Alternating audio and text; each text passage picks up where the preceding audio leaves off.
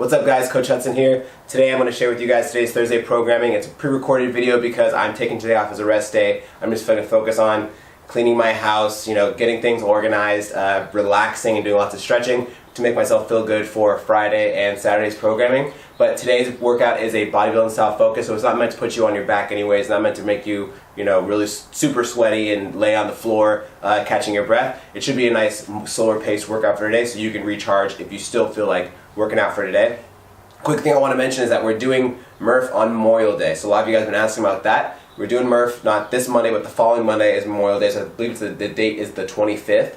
And the week before that, so that Monday through Friday, we're going to have extra credit Murph training program for you guys that you guys can do if you want to do it on top of the normal classes you're already attending to, or just if you want to do it as your sole focus for that day of working out. We'll have it up for you guys on Wodify so you can check it out there. Otherwise, next week also is our retest week. So we did a test week like 4 weeks and some days ago, focusing on our pushing, our pulling, and our core work, which has been Monday, Wednesday, Friday. And now that week is coming back, so we're going to see that week again starting next week, and we're going to see how much we've improved on just a lot of these body weight or lightweight exercises. So even if you don't necessarily work on Murph, we've been doing a lot of things that are going to help you with Murph. We've done a lot of pulling, a lot of pushing. We've done a ton of legs. Almost every other day we're doing legs at least. So you're going to be just fine with Murph unless you want to focus on running. Get some running in this week if you can squeeze it in somehow. Otherwise, you should be pretty well off for Murph, and I'll be providing you guys with different options you can do based off the equipment you have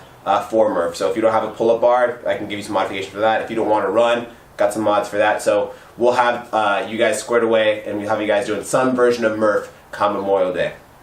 Enough talking, more about the fitness. So first, for today, there's a four-rounder piece and then a 3-rounder piece. That's your main programming for today, and each piece has 3 movements in it. So 4 rounds of 3 movements, then 3 rounds of 3 movements. We're going to dive into those in just a second. Now for our warm-up, we're going to do 3 rounds, 5 reps each movement. First, starting off with cat-cows. So cat-cows, right? Cat-cows. Starting in tabletop position, tuck your chin, round your back, try to tuck your hips underneath you, and then butt up, chin up. 1 cat and then 1 cow is 1 rep, so 5 of those. After that, 5 Scap push-ups, so into a push-up position, shoulder blades together and try to get your shoulders behind your ears, and then press your shoulders down and in front.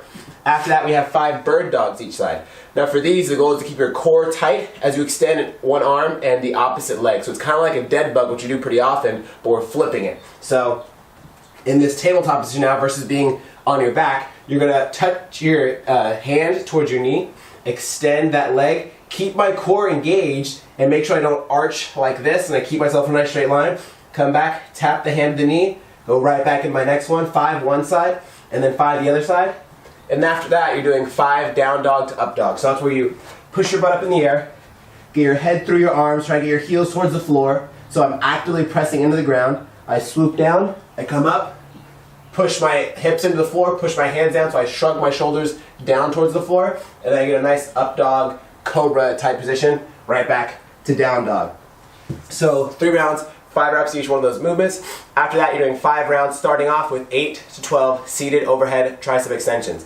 Now, based off if you have a barbell or a dumbbell, it's going to determine how many reps you're doing. If you have a barbell, I want you to try to stick to that rep scheme as close as you can. If you have a dumbbell, you can kind of have a little bit of leeway in it, because let's say you have like only 1 really light dumbbell. You could beef up the reps a little if you wanted to. Let's say you have 1 really heavy dumbbell. You could lower the reps if you wanted to. But otherwise, I have a rep range I want you to try to aim for, which is around 8 to 12 for this first movement. So I'm going to imagine like I had a barbell. I'm going to have a seat. I'm going to have my hands about right outside my hips like I typically would for like a deadlift type position. And then I'm going to bring the weight overhead. Keep my elbows pointed forward. I'm going to bring the weight behind my head as low as I can, and then come back up and squeeze my triceps at the top. Okay? I don't want my elbows flaring out like this. I don't want anything funky with my shoulders. I want my upper part of my arm to stay still as I just move my forearms. Then I come back up and I squeeze the arm at the top. So at least 8 up to 12. If you have 1 dumbbell, you could still do both arms at the same time by holding both heads of the dumbbell and doing it that way if you have a really heavy weight. Otherwise, if you have a really light weight, you could just do 8 to 12 one side and then 8 to 12 the other side. After that, we have 8 to 12 bicep curls. So the biggest thing I have people do when they're doing their bicep curls is really focus on keeping those elbows pulled into their sides and slightly in front of their body, so that way they can still fully extend that elbow. If my elbows are pulled back here and I can't fully straighten out my arms, have the elbows slightly in front, come up, squeeze at the top, come down nice and slow to full extension at the bottom. That's the most important part in my opinion, is the fact that you can fully lengthen that bicep, so that way you're still getting as much stretch of the bicep, so that way you can get as much contraction of the bicep as possible. If you're doing this, you can still benefit from this exercise, but you're not actually going to train the entire bicep, which is going to cause it to not be as strong, not grow as big if you were trying to get your biceps to grow bigger. So obviously in CrossFit we're all about range of motion.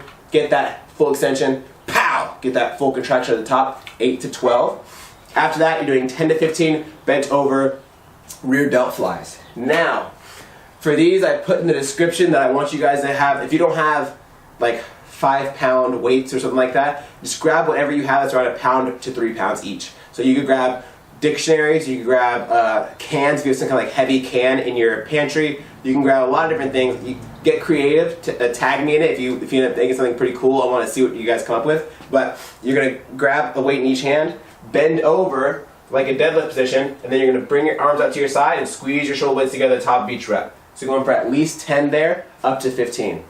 Once you complete 4 rounds of that, so overhead tricep extension, bicep curl, rear delt flies, then it's 3 rounds, 6 to 10 shoulder shrugs with a 3-second pause at the top. So I'm going to have my weight. You could have your dumbbell, you could have your barbell. I'm going to come up, shrug towards my ears, 1, 2, 3, back down.